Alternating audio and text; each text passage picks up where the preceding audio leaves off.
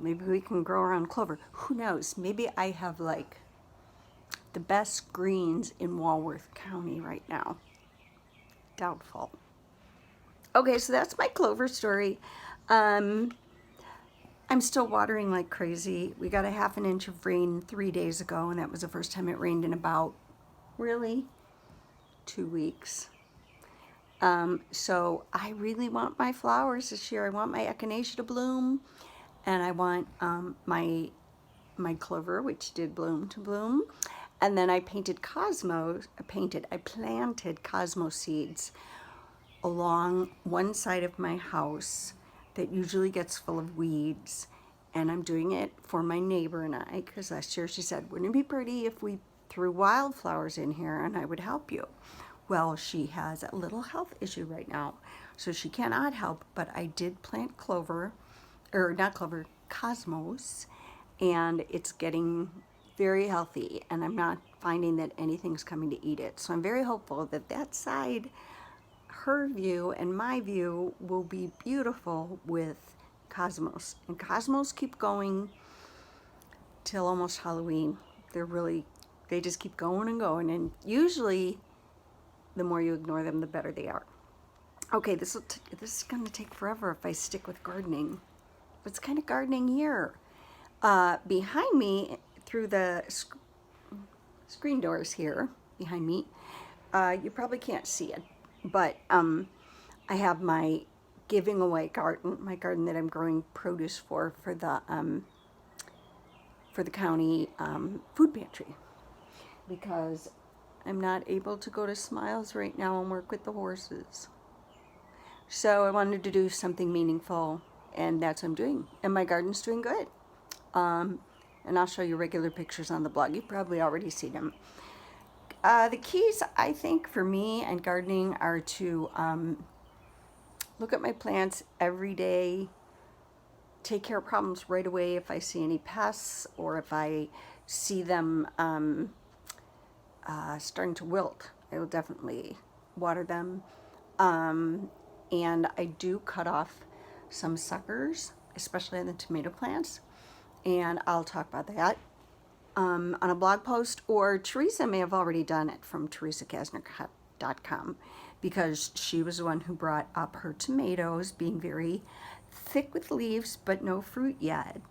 And so I sent her some information in the comments about tomato plants that are discriminate versus indiscriminate, and which ones you're supposed to prune the suckers off and which ones you aren't. So anyhow, I didn't know what an indiscriminate and discriminate plant were. Indiscriminate produce their tomatoes at different times. So you've got like this ongoing crop of tomatoes, which is nice, but the discriminate tomatoes, they blossom and they produce all their tomatoes at once, which is kind of nice when I'm going to go to the food pantry to bring them a lot at once. Okay, that's it, I swear to God, on the tomato flower clover eating hallucinogenic part. This is my sock. I love it. I'm back to sock knitting, and it's so hypnotic. I made a little bit of a pattern at the beginning of, I did it on 4 needles, and you can see, I think, that I did some yarn over knit 2 togethers on the 3rd stitch of every fresh needle. And I did it that way because I don't like to work yarn overs at the beginning of a needle. So this is that wonderful yarn that I got from my LYS, the Cashmere Cape. And very excited. I like the tones, very pretty greens. And top down, of course, heel flap, and I'm working off 5 needles again.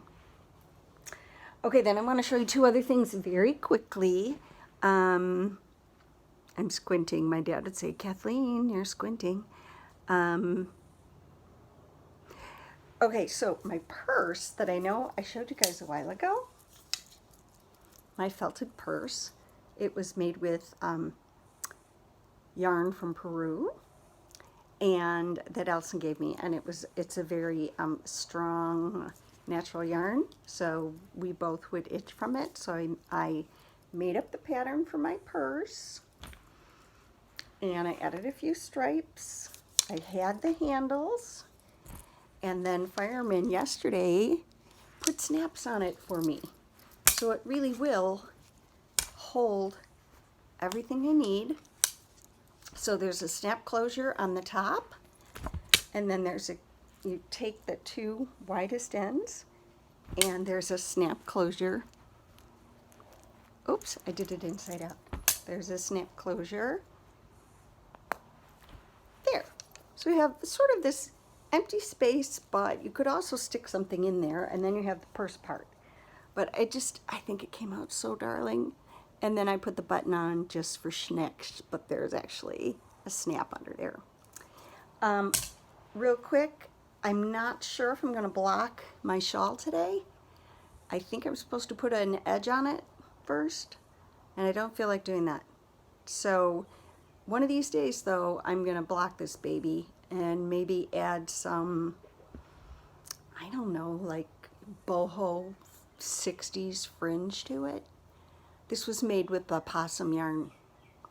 Okay, this is getting too long because I think it takes up all kinds of space. So we're into the 9th minute. Let me end by saying, that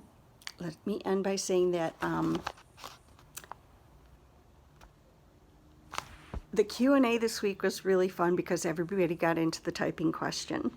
And the person, I cannot remember who said, Mavis Beacon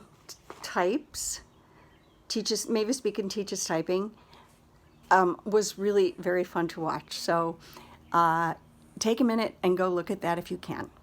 Thanks for watching compassionate.blogspot.com, and I'll see you in print soon too. Bye.